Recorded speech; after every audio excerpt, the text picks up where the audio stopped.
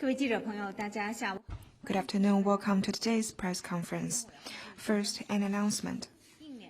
At the invitation of the Myanmar side, President Xi Jinping's special envoy and vice chairperson of the National Committee of the CPPCC, Jiang Xingzhi, will attend the inauguration of President Min Aung Hlaing in Myanmar's capital on April the 10th. Now the floor is open. 谢谢。中央卫视记者方浩明提问。 China Arab TV. Yesterday, local time, Israel said it had carried out some 100 strikes across Lebanon within 10 minutes. The airstrike has killed at least 250 people and injured 1,100. Iran called the attack a violation of the ceasefire deal and closed the Strait of Hormuz, was China's comment. Lebanon's sovereignty and security should not be violated. Civilians and their property must be protected. We call on relevant parties to stay calm and exercise restraint to help de-escalate the situation in the region.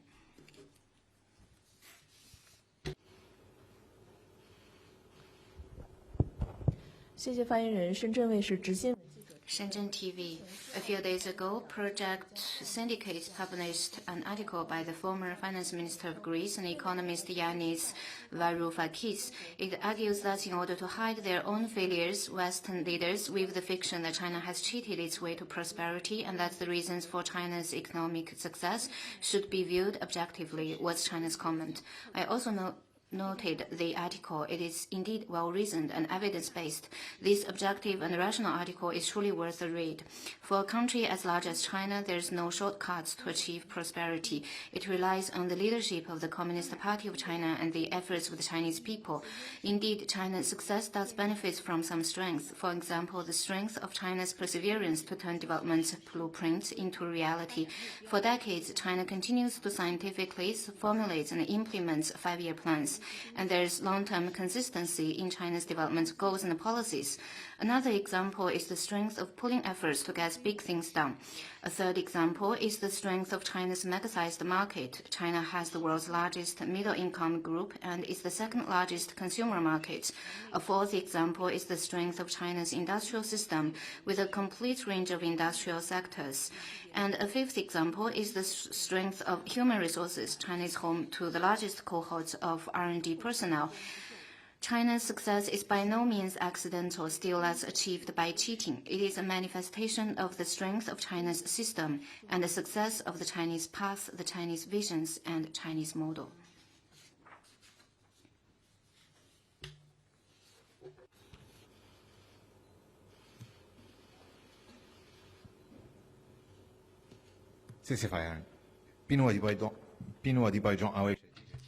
China Arab TV. Recently in Morocco, student in Hangzhou saved a girl at the Jinsha Lake. It is a heartwarming story that how does China view the story and how will it help Chinese and foreign youth forging closer friendship and integration? I have also seen reports on this Moroccan student. We commend his brave act of kindness, a virtue that knows no borders. This touching episode is also a vivid example of friendship between the youth in China and other countries.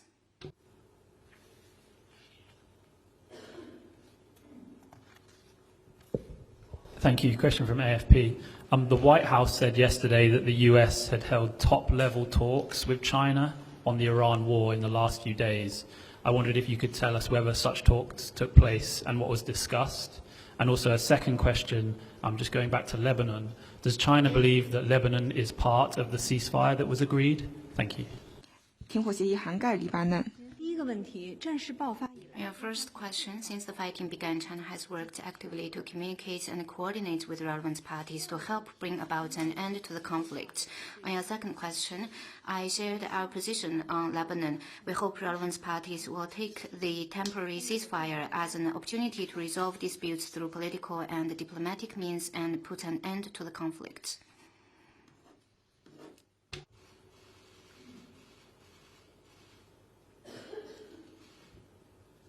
Thank you. Question by Sputnik, a follow-up question. Iranian parliament speaker said yesterday that a ceasefire and negotiations with the United States on ending the war is, quote, unreasonable. And he accused the United States of multiple violations, Lebanon situation included. Does the Foreign Ministry have a comment on that? Thank you. We hope relevant parties will seize the opportunity for peace, bridge differences through dialogue and consultation, and restore peace and stability at an early date to the Gulf and Middle East region.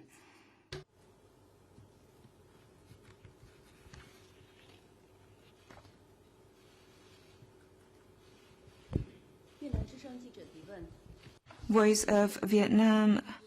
According to the information released by the two sides, CPV General Secretary and State President Tolam will pay a state visit to China. Can you share the program of the visit and what's China's expectation? How does the spokesperson comment on the recent development of Vietnam-China relations? At the invitation of General Secretary of the CPC Central Committee and President Xi Jinping, General Secretary of the CPV Central Committee and State President Tolam will pay a state visit to China from April the 14th to the 17th. The two General Secretaries will hold talks. Premier Li Qiang, NPC Chair Zhao Leji, and CPPCC Chair Wang Huming will hold meetings with General Secretary Tolam. In April last year, General Secretary Xi Jinping paid a successful state visit to Vietnam, taking the building of a China-Vietnam community with a shared future that carries strategic significance to a new development stage. General Secretary Tolam chose China as the destination of his first overseas visit following his recent election. It fully shows the importance that he attaches to the ties between the two parties and two countries. Through this visit, China looks to carry forward the tradition of friendship, deepen China-Vietnam comprehensive strategic cooperative partnership, and build a China-Vietnam community with a shared future that carries strategic significance at a higher level. The two sides will jointly promote the global socialist cause and keep the region and the whole world peaceful, stable, and prosperous.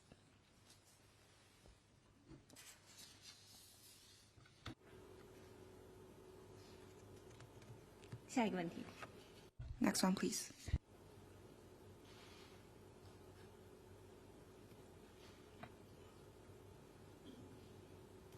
AFP. Just a question on Wang Yi, who's visiting the DPRK at the moment. Can you tell us any more about what he will be discussing in North Korea? And will he raise restarting tourism from China to North Korea? Thank you. 恢复旅游。 Yesterday, I shared Foreign Minister Wang Yi's visit to the DPRK's arrangement.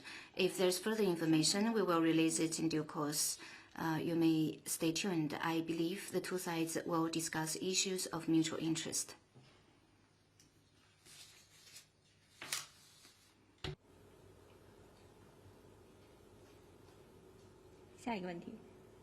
Next one, please.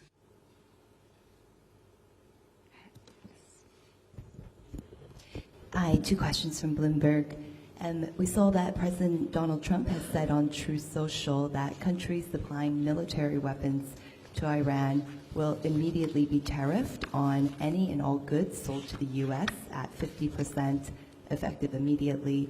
We're wondering if the Foreign Ministry has a comment on this. The second question is regarding a Guardian report. The Guardian has reported that Pakistani officials said that China helped convince a reluctant Tehran to join the negotiation. While Islamabad acted as the mediator, China functioned as the guarantor, promising that Iranian officials would not be assassinated during future negotiations, according to the report. We're wondering if the Foreign Ministry could comment on this. Thank you. 方对自由和评论。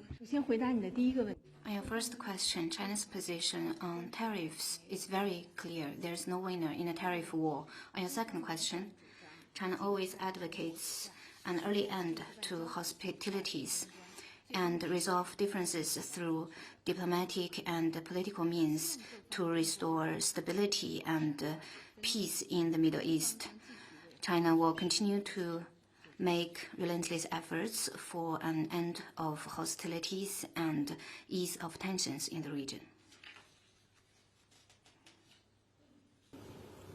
Thank you, AFP again. The Federal Communications Commission in the US has said that it is planning to vote on a proposal that would ban all Chinese labs from testing electronic devices used in the US. Does the Foreign Ministry have any comment on this? Thank you. 是中方对此有何评论？反对美方泛化国家安全概念的做法。这种做法 China firmly opposes the U.S. overstretching the concept of national security. Such moves seriously hinder normal economic exchanges between Chinese and U.S. businesses and does not serve any party's interest, including U.S. companies and consumers. China will firmly safeguard our own legitimate and lawful rights and interests.